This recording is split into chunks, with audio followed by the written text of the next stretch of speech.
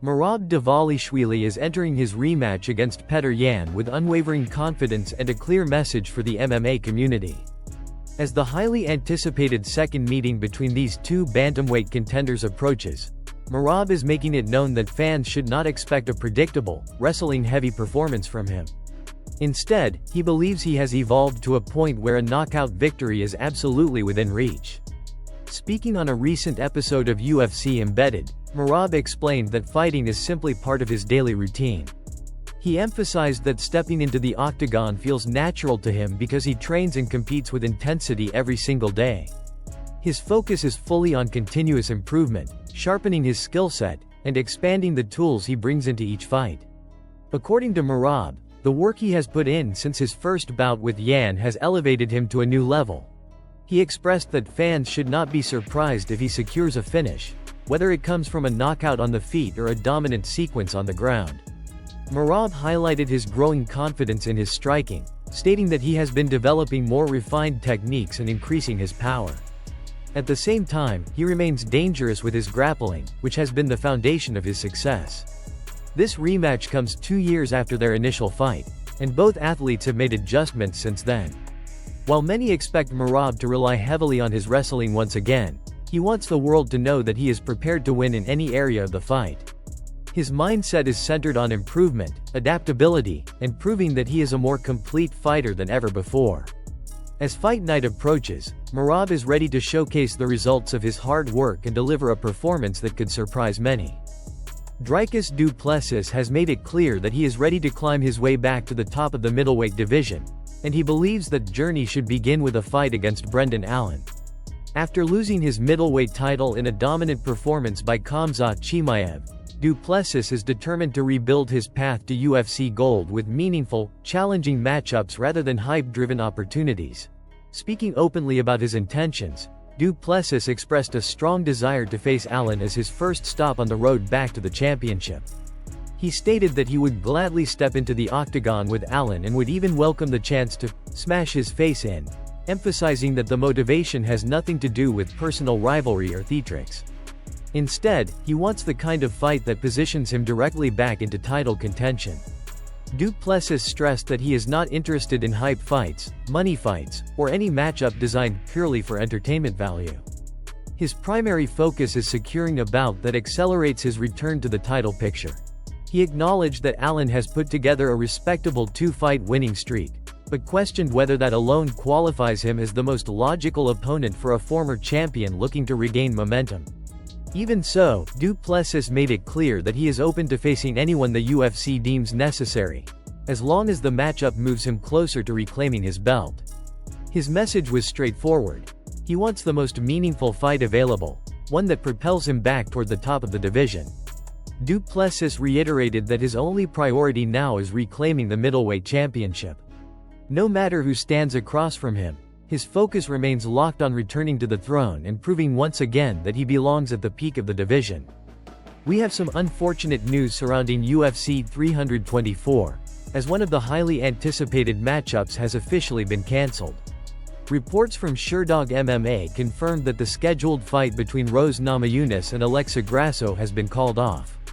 According to early information, Grasso withdrew from the bout for reasons that have not yet been disclosed, leaving fans and analysts waiting for further updates.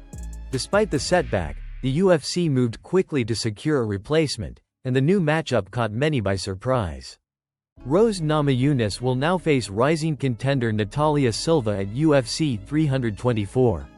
The decision is unexpected, especially since Valentina Shevchenko had recently shown interest in fighting Silva next. However, it appears Silva opted to stay active and take an opportunity that could bring her one step closer to a title shot. For anyone unfamiliar with Natalia Silva, her resume speaks loudly. She is currently on an impressive 7-fight winning streak inside the UFC, with her most recent victory coming against none other than Alexa Grasso, the opponent who withdrew. Silva revealed the news during an interview, explaining that the UFC contacted her after informing her that Shevchenko would not be ready to compete in January. The promotion asked her to step in, and she immediately accepted, stating that if she wants to be champion, she must be ready to face any challenge presented to her. Silva also addressed her new matchup against Namajunas with full respect. She noted that Rose is a difficult opponent with excellent footwork and the ability to mix in takedowns whenever the striking exchanges become uncomfortable. Silva added that she and her team have already begun studying Namajunas closely to design a strategic game plan aimed at securing the win. With this unexpected change, UFC 324 now features a compelling new matchup that carries major implications for the women's flyweight division. Kamaru Usman has officially responded to Tyron Woodley's recent comments regarding the welterweight GOAT debate. Earlier, Woodley dismissed Dana White's claim that Usman is the greatest welterweight of all time. Woodley argued that he had the toughest path in the division, defeating top contenders such as Damian Maia, Robbie Lawler, and Stephen "Wonderboy" Thompson. He also suggested that Usman advanced his career by staying in the UFC's good graces and accepting every fight offered. According to Woodley, that approach does not equate to being the greatest. Usman addressed these remarks on his Pound for Pound podcast. He expressed genuine confusion over Woodley's behavior, saying he has never spoken negatively about him and has always respected his accomplishments. Usman explained that the growing negativity from Woodley has been noticeable for a long time, not just toward him but also toward his team and management. He emphasized that it is not his fault their careers took different trajectories, and he finds it disappointing to see Woodley behave this way. Usman added that he once admired Woodley and appreciated everything he did during his championship run, but Woodley's recent actions have made it increasingly difficult for him to remain a fan. The welterweight GOAT debate continues to divide opinions. On a recent episode of the Ariel Helwani show, Carlos Prates claimed that Usman is the greatest welterweight of all time. Helwani immediately pushed back, stating that Georges St-Pierre remains the clear and undeniable GOAT of the division. He emphasized that while Usman is an exceptional fighter and a former champion who defended his belt multiple times, he still does not surpass GSP in historical significance or dominance. With differing opinions from fighters, analysts, and fans, the debate remains open. The question of who truly stands as the greatest welterweight of all time continues to stir passionate discussion across the MMA community. Joshua Van has issued a clear warning to Alexander Pantoja ahead of their championship bout at UFC 323.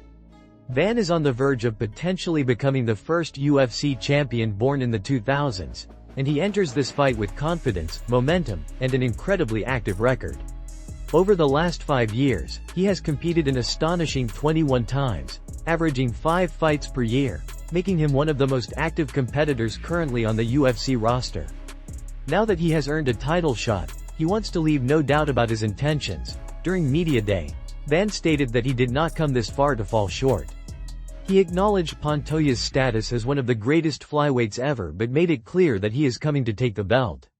He emphasized that in the past he may have fought with a mindset of accepting either outcome, but this time there is no space for that mentality. He said he does not plan on losing and is fully focused on becoming champion. Van continued his praise for Pantoja by explaining that he personally considers him the greatest flyweight of all time, even ranking him above Demetrius Johnson. Van admitted that he began watching the UFC after 2017 and did not witness Johnson's dominant run, so to him, Pantoja has always been the top figure in the division since the moment he made his own debut. Meanwhile, Pantoja also spoke at Media Day and revealed his ambition to reach the #1 spot on the UFC's pound-for-pound rankings. He acknowledged that surpassing fighters such as Islam Makhachev, Khamzat Chimaev, and Merab Dvalishvili will be extremely challenging given the level of competition across all divisions. However, he expressed deep gratitude for being mentioned alongside the sport's elite. Pantoja said he is proud to be part of this era of exceptional talent and aims to prove on fight night that he belongs at the very top. Their matchup promises to be a compelling clash between a rising star and a reigning great, adding even more excitement to the upcoming UFC event. Paddy Pimblett made headlines this week after footage surfaced of him being knocked down during a charity match. The event, organized to raise funds and awareness for a charitable cause, featured several well-known personalities participating in lighthearted but competitive matchups.